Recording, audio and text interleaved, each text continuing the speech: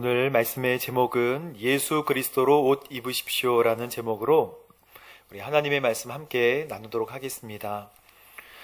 여러분, 오늘 다 이 옷을 입고 오셨죠? 각자 옷을 미리 꺼내놓고 입고 오신 분들도 계시고, 어떤 분들은 정말 옷을 펼쳐서 다 꺼내놓는 분들도 계신다고 하더라고요. 침대 또는 옷걸이에 내가 어떤 스타일로 입어야 할지를 다 완벽하게 꺼내서 그대로 그냥 입고만 나올 수 있도록 하시는 분이 있다는 얘기를 듣고 정말 대단하다 생각했습니다. 거의 다 그렇게 준비하시는 걸로 알고 있는데요. 그러나 내가 내일 뭐 입어야 할지 모르고 허겁지겁 아침에 손에 잡히는 대로 입고 나오시는 분들도 계시겠죠. 오늘 예수님께서, 우리 하나님께서 저희들에게 이 로마서 13장의 말씀을 주시면서 예수 그리스도로 옷을 입으라 라고 말씀하고 계십니다. 주님으로 옷을 입으라. 주님으로 옷을 입으라. 왜 주님으로 옷을 입으라고 말씀하시냐면 구원의 때가 가까이 왔기 때문에, 예수님이 지금 곧 오실 거기 때문에 예수님으로 옷을 입으라고 지금 주님께서는 우리에게 말씀하고 계시는 것입니다. 오늘 이 옷을 입으라 라는 말씀은 뒷부분에 나오지만 뒷부분의 말씀 먼저 하고 앞부분의 말씀을 하도록 하겠습니다. 그럼 어떻게 주님을 입을 수 있을까요? 주님을 어떻게 펄렁펄렁 한번 털고 입어야 되는데 어떻게 이렇게 주님을 입을 수 있을까요? 겉으로 입지 않고 마음으로 입는 것입니다. 예수님은 빛이십니다. 빛 대신 예수님이 마음속에 들어오시면 우리는 모를 수도 없고 뜨겁지 않을 수도 없어요. 주님이 우리 마음속에 들어와 계시면요, 주님이 빛나는 것입니다. 그래서 예수님 이야기를 하게 되고 예수의 사람이 되는 것이죠.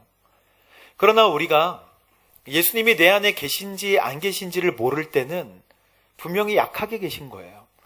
그래서 엎드려 기도하고 예수 그리스도로 옷 입을 수 있도록 주님 도와주세요 라고 여러분 간구하시면서 기도해야 하는 것입니다. 요한일서 1장 6절 말씀 보시면 하나님은 빛이시고 또 어두움이 없으시고 하나님과 사귀면서 어둠 가운데 행한다면 거짓말하는 것이다, 이렇게 말씀하고 있어요.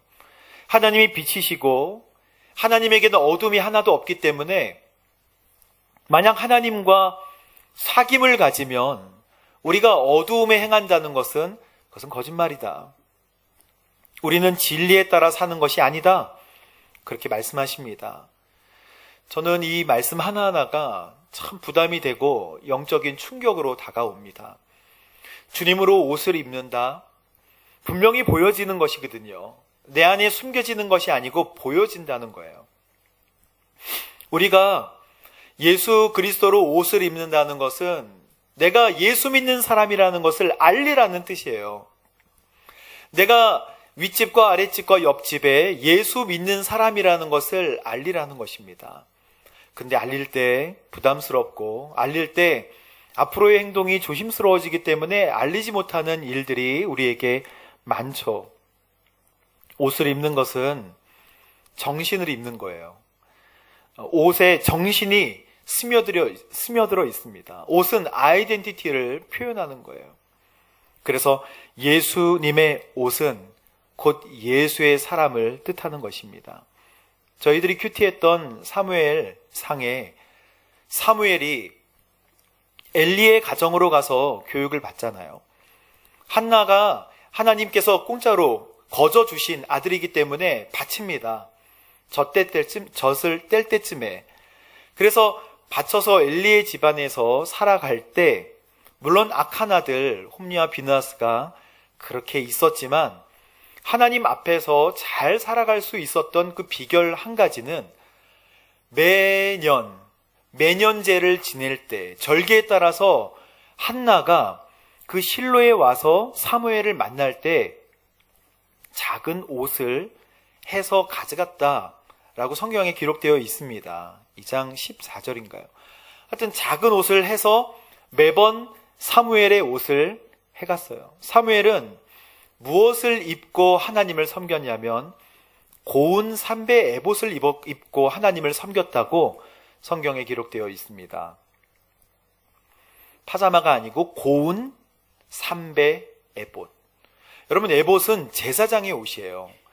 제사장이 입는 겉옷입니다. 여기에는 흉패가 있고 우림과 둠밈으로 하나님의 뜻이 그러한가 그렇지 않은가를 판별할 수 있는, 이 중간에는 12지파의 보석들이 들어있고 우림과 둠밈으로 이게 과연 하나님의 뜻인가 아닌가를 판단하는 옷을 항상 입고 있었어요. 그게 제사장의 옷입니다.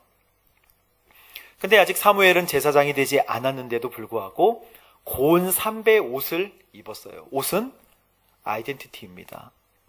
군복을 입으면 군인같이 변하는 것이고, 그리고 삼배 에봇을 입으면 에봇, 제사장과 같이 하나님 앞에 정결하게 살게 되는 것이죠.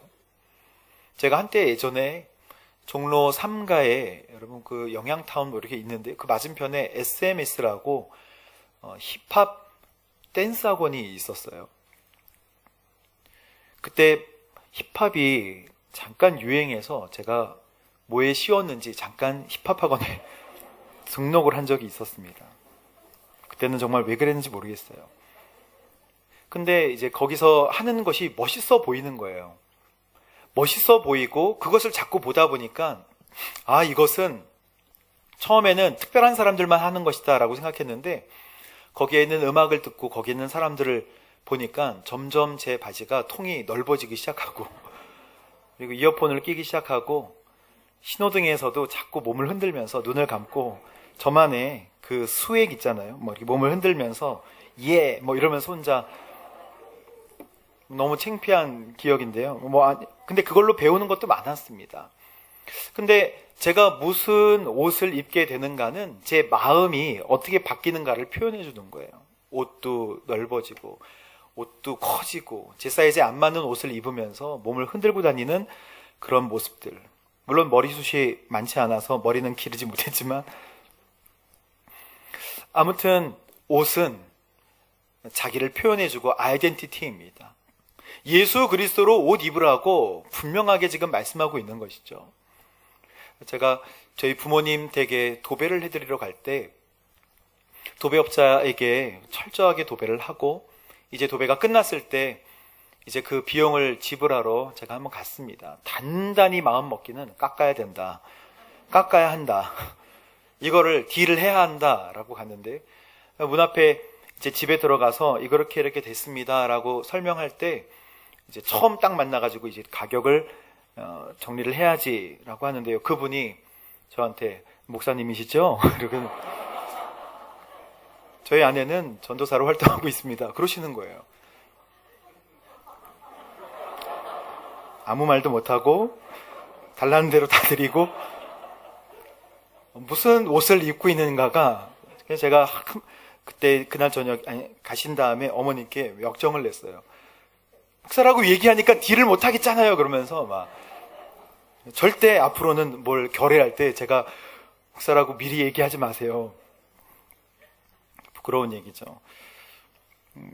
마찬가지입니다. 당시 지금 이 본문의 로마 사람들은 여러분 본문에서 보시듯이 방탕함과 술 취함, 그리고 음행과 호색과 다툼과 시기와 정욕까지, 정욕대로 사는 삶을 모두가 보고 있었고 또 느끼고 있었고, 그것이 살아가는 삶의 패턴이다라고 받아들일 정도로 일반적인 것이었습니다. 그러나 이렇게 살면 망한다는 거예요. 그렇게 살면 안 된다는 거예요. 여러분, 사람들이 원하는 대로 살면 반드시 멸망의 길로 가게 되어 있습니다. 예수 그리스도가, 하나님께서 우리에게 제시하신 길은 좁은 길이에요. 넓은 길이 아닙니다. 사람들이 으쌰으쌰 하면서 가는 길들을 따라가지 마십시오. 우리가 예수님의 이름으로 선택한 길은요, 좁은 길이고, 예수 그리스도로 입어야 할 옷은 영적으로 흰 옷이고요. 그 옷이 그렇게 흰 이유는요, 예수 그리스도의 십자가의 보혈로 깨끗하게 씻은 옷이기 때문에 그 옷이 희다고 표현하는 것입니다.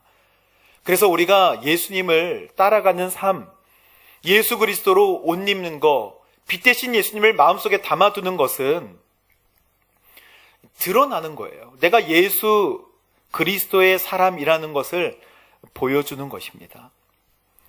그래서 빛의 갑옷을 입어야 할 때가 왔다. 빛의 갑옷을 입어야 할 때가 이제 왔다라고 설명한 지금 이 로마서 13장 13절 말씀을 보고 인생이 완전히 바뀐 사람이 있습니다. 여러분, 신약시대 2000년 시대 동안 정말 많은 사람들, 기독교를 큰 영향력을 줬던 사람은 바울과 어거스틴이다 이렇게 얘기할 정도로 바울 다음으로 어거스틴을 굉장히 크게 평가하고 있습니다. 어거스틴이 쓴 그 고백록, 그 마니교에 빠져가지고 헤어나오면서 자기의 그 죄성을 독백으로 쓴 고백록, 그리고 신의 도성, 로마 제국이 그토록 잘 나갈 것 같았지만 410년인가요? 고트족에 의해서 멸망하는 모습을 보고 하나님의 나라는 영원한데 인간의 나라는 유한하다라고 하면서 정말 그 마음과 생각을 쓴 그 하나님의 도성, 신국론이죠. 그리고 또 이 삼위일체에 관하여 하나님은 한 분이시지만 역할은 세 개이다 라고 하는 삼위일체에 대해서 정리한 이 외에도 수많은 저작물로 기독교를 탄탄하게 말씀 가운데 세운 사람이에요. 이 어거스틴이 어느 날 아이들이 놀고 있는 그 놀이터에 그 노랫소리가 책을 펴서 읽어라, 책을 펴서 읽어라 라는 음성을 듣고 성경을 폈더니 로마서 13장 13절의 말씀을 하나님께서 보여주셨습니다. 그 13장 13절 말씀이 낮에 행동하듯 단정하게 행동합시다. 방탕하거나 술 취하지 말고 음행, 호색, 다투거나 시기하지도 말고 오직 예수 그리스도로 옷 입고 정욕을 채우려고 육신의 일을 도모하지 마십시오. 이 말씀에 마니교에 심취해있던, 이교도에 심취해있던 이 어거스틴이 완전히 회심하여서 주님 앞에 서게 되는 것이죠. 여러분 주위에 많은 분들이 여러분이 예수님의 사람이라는 것을 알고 있는지를 점검해 보고, 그렇지 않다면 여러분 오늘 반찬을 꼭 가져가셔서 주십시오. 내가 예수의 사람입니다. 이 두 가지 반찬으로 예수의 사람인 것을 증거하십시오. 사랑이 보여야죠.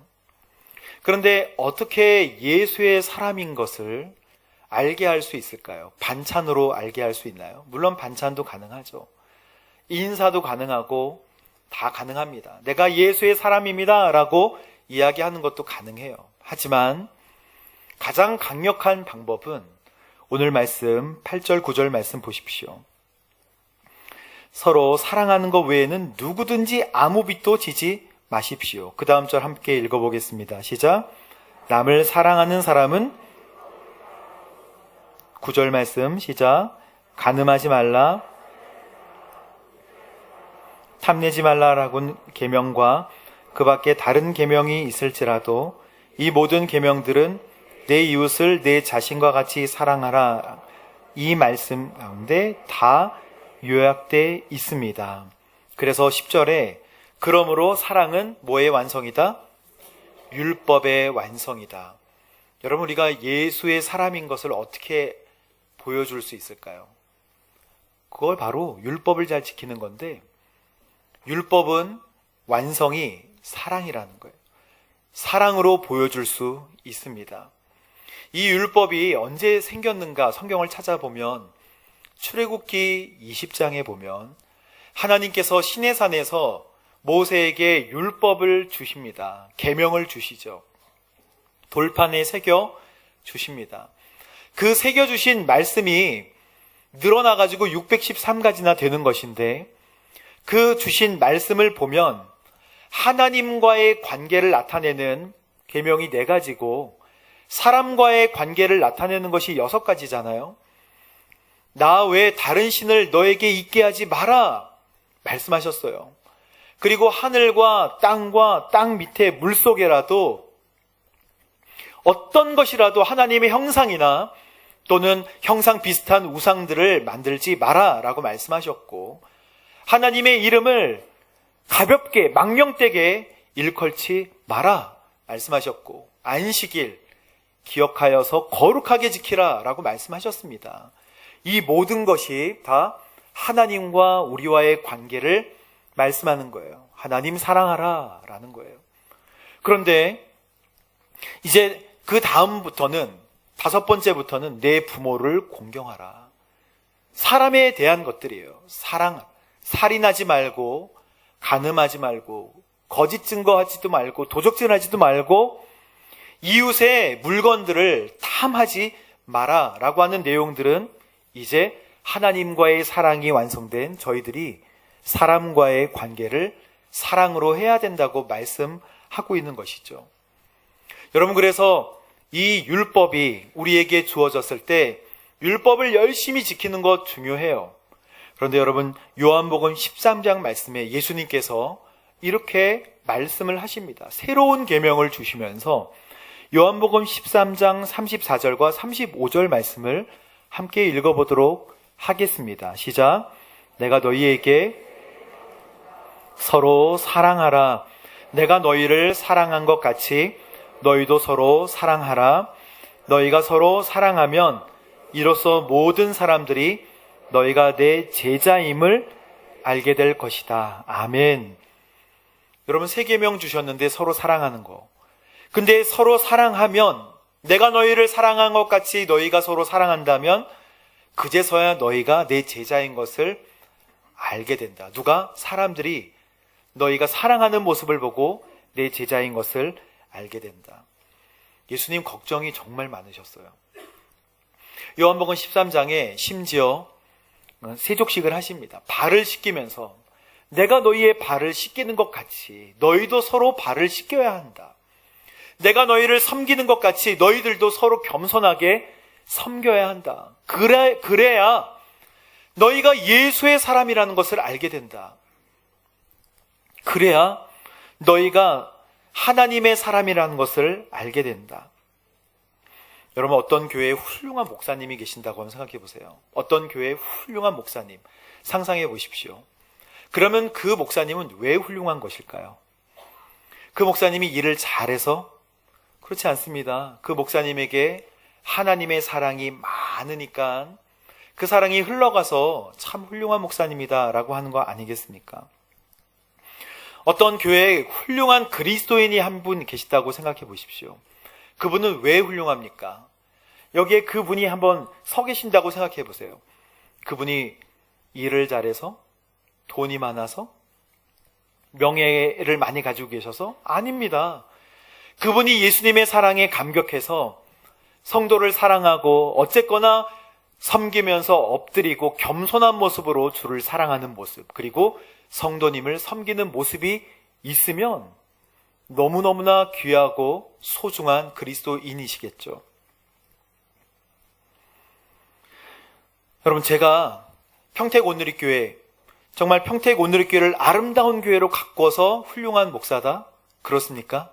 아닙니다. 그렇잖아요. 어떤 목사가 되기를 원하십니까? 하나님을 정말 사랑하고 성도님 한 분 한 분을 정말 사랑하는, 제가 너무 부족해서 자주 그렇게 하지 못하지만 정말 하나님을 사랑하고 정말 성도님들을 사랑하는 목회자여라야, 그래야 성도님들이 제가 그나마 목사답다라고 말씀해 주시는 거 아니겠습니까? 고린도전서 13장에 보면 이해되지 않는 구절들이 나옵니다. 내가 만일 내가 가진 모든 것으로 남을 돕고 내 몸을 불사르게 내줄지라도 얼마나 큰 희생과 섬김이에요. 하지만 내게 뭐가 없으면, 사랑이 없으면 나는 아무 소용이 없습니다. 완전히 사랑한 것 같은데 이게 무슨 말이지? 도덕적인 행동이 아니라 사랑이라고요. 그러니까 율법은 도덕적인 행동을 가져옵니다. 하지만 사랑은 달라요. 그 모든 것을 다 정리하는 거예요. 사랑은 율법의 완성인 거예요. 우리가 잘 봤던 파인애플 스토리 작은 책자를 보면 뉴기니에서 선교하시는 한 선교사님이 파인애플을 드시고 싶어서 3년 재배해야 파인애플 먹을 수 있거든요. 그 묘목 100그루를 가져다가 원주민에게 페이를 하면서 그것을 잘 키웁니다. 3년째 원주민들이 파인애플을 다 따가버렸어요. 내 건데 왜 따가냐? 라고 얘기했더니 우리의 원래 전통은 우리가 기른 거는 우리가 다 따갑니다. 내가 페이하지 않았니? 나 내 건데. 그렇게 옥신각신 하다가 거기에 약국도 없애고 가게도 없애고 심지어는 개도 풀어놓고 하면서 원주민들과의 관계가 몹시 안 좋아졌어요. 수십 년 동안 선교사로 헌신하면서 하나님의 사랑을 전했던 선교사님이 마음이 쑥대밭이 돼서 본국으로 와서 훈련을 받고 다 주어라 이런 하나님의 음성을 듣고 다시 왔는데 이제 파인애플을 따먹어도 뭐라 그러지 않는 거예요. 그 원주민들이 와서 이상하다고 묻습니다. 왜 우리한테 뭐라 그러지 않습니까? 이거 내가 하나님께 다 드렸으니까 마음대로 따드세요. 원주민들이 어느 날 와서 이거 다시 선교사님 밭으로 가져가시면 안 되겠습니까? 이렇게 물어봐요. 왜요? 선교사님 거를 가져갈 때는 괜찮았는데 하나님 거를 가져가니까 우리가 멧돼지 사냥도 안 되고 자녀도 잘 못 낳게 되는 것 같아요. 그래서 선교사님 걸로 좀 가져가시면 안 되겠습니까? 그 선교사님이 어찌됐든 괜찮다고 다 가져가시라고 했는데 그 순간에 이 원주민들이 이야기를 했습니다. 정말 당신 그리스도인이 되셨군요.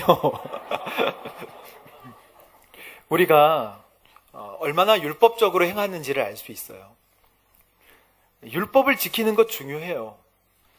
하나님에 대한 율법을 지키는 것 중요합니다. 이웃 간의 율법을 지키는 것 중요해요. 율법 중요합니다. 그러나 율법과 율법주의는 다른 것입니다. 여기에 사랑이 빠져 있다면 다 율법주의가 되는 거예요. 예를 들어 하늘에, 땅에, 물속에 어떤 형상이라도 만들지 마라 라고 하나님께서 말씀하셨잖아요. 그래서 전혀 물건들을 만들지 않아요. 하나님 하나도 우상을 만들지 않았어요. 하지만 그 마음속에 우상이 싹트는 것은 어떻게 하겠습니까? 마음속에 사고 싶은 거 그리고 우상으로 삼을 만한 것들을 마음속에 가지고 있는 것은 어떻게 하겠어요? 어떤 형상이라도 만들지 말라라고 해서 만들지 않았지만 그것은 율법주의예요. 하나님의 원래 뜻은 하나님을 사랑하라 라는 뜻이에요. 그래서 하나님을 사랑하면 만들지도 않을 뿐더러 마음속에 우상을 놓지도 않는다는 것이죠. 살인하지 말라라고 주님께서 말씀하셨잖아요. 하나님께서 말씀하셨어요. 6계명 살인하지 말라. 그래서 살인을 하나도 하지 않아요. 하지만 마음속에 율법을 잘 지키지만 사랑이 없어요. 율법주의가 돼서 살인은 하지 않지만 마음속에 미움이 가득하다면 마음으로 계속 살인을 하고 있는 것이잖아요. 그래서 우리가 하는 모든 행동에, 모든 율법에, 율법은 선한 것이지만 그 율법에 뭐가 빠지면, 하나님의 말씀 가운데 사랑이 빠지면 우리는 다 율법주의가 될 수밖에 없는 것입니다. 안식일을 기억하여 거룩하게 지키라. 바로 오늘 이 자리에 나오신 우리 성도님들은 어떻습니까? 안식일을 지키지 않으면 뭔가 나에게 이상한 일이 일어날 것 같아서 나오셨나요? 그렇지 않죠. 안식일을 기억하여 거룩하게 지키라는 어디에 속해요? 하나님과 우리와의 관계에 속하는 거예요. 그러면 하나님을 사랑하면 되는 것입니다. 오늘 이 자리에 나오지 않으셔도 하나님을 사랑하는 마음으로 나는 비록 주의를 못 지켰지만요, 주님. 그것은 율법이잖아요. 주의를 못 지켰지만 나는 정말 주님을 너무너무나 사랑합니다. 라고 고백한다면 그 자리에 하나님의 영광이 가득한 자리가 되지 않겠습니까?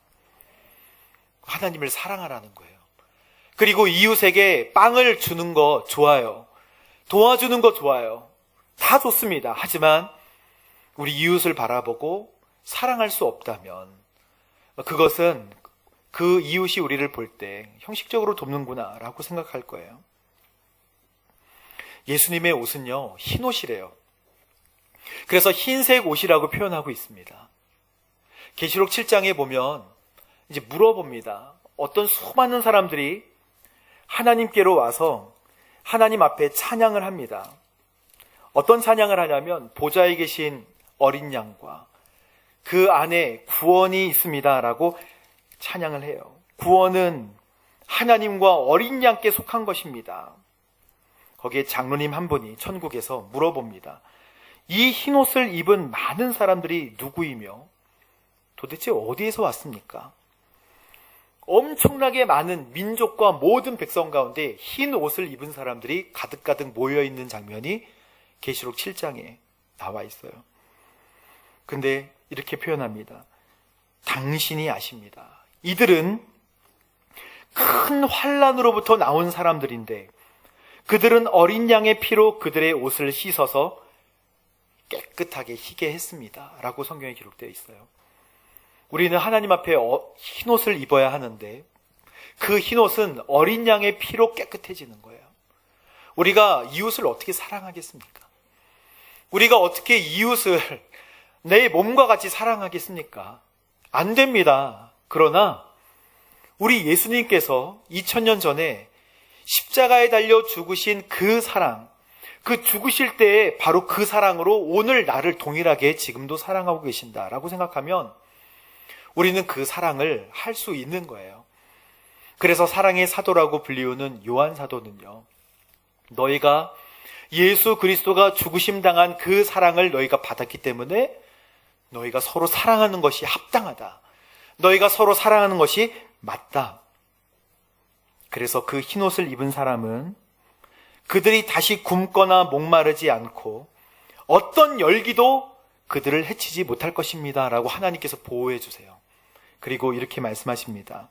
보좌 가운데 계신 어린 양이, 예수님이 그들의 목자가 되어서 생명의 샘물로 인도해 주시고 하나님께서 그들의 모든 눈에서 눈물을 닦아주실 것입니다. 아멘. 여러분, 열심히 예수 그리스도의 십자가의 보혈로 흰옷을 입으시고 이 사랑할 수 없는 이웃을 사랑하려고 할 때 그러다가 오해받고 모멸감을 당하고 그럴지라도 그 눈물을 예수님께서 보좌에서 이렇게 닦아주시는 거예요. 수고했어. 잘했어. 너무너무 잘 살았어. 너무너무 잘 살았어. 그러면서 눈물 흘리지 않으시겠습니까?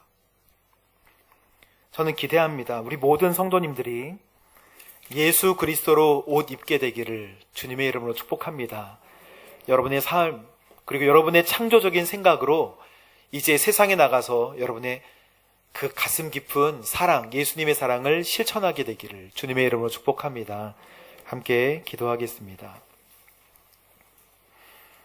사랑의 주님, 이제 흰옷을 입되 예수 그리스도로 그 십자가의 보혈로 깨끗해진 흰옷을 입게 하여 주옵소서. 그리고 하나님, 우리가 받은 사랑을 전할 때에 하나님께서 영광 받으시고 그 자리가 하나님의 영광이 드러나는 거룩한 자리 되게 하여 주옵소서.